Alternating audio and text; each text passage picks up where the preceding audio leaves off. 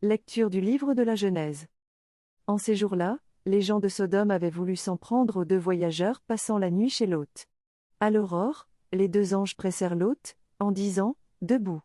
Prends ta femme et tes deux filles qui se trouvent ici, et va-t'en, de peur que tu ne périsses à cause des crimes de cette ville. » Comme il s'attardait, ces hommes le saisirent par la main, ainsi que sa femme et ses deux filles, parce que le Seigneur voulait l'épargner. Ils le firent sortir et le conduisirent hors de la ville. Une fois sortis, ils dirent : « Sauve-toi si tu tiens à la vie. Ne regarde pas en arrière, ne t'arrête nulle part dans cette région, sauve-toi dans la montagne, si tu ne veux pas périr. » Lot leur dit : « Non, je vous en prie, mes seigneurs.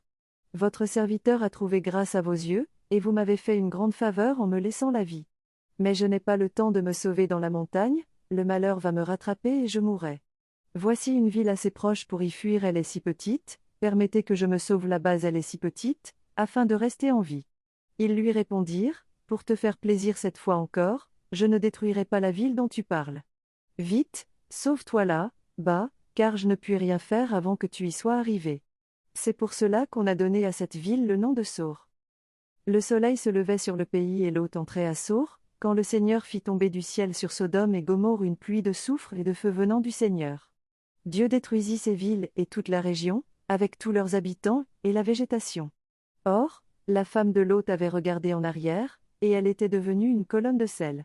Abraham se leva de bon matin pour se rendre à l'endroit où il s'était tenu en présence du Seigneur, et il regarda du côté de Sodome, de Gomorrhe et de toute la région.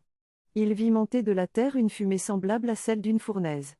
Lorsque Dieu a détruit les villes de cette région, il s'est souvenu d'Abraham, et il a fait échapper Lot au cataclysme qui a détruit les villes où il habitait. Parole du Seigneur.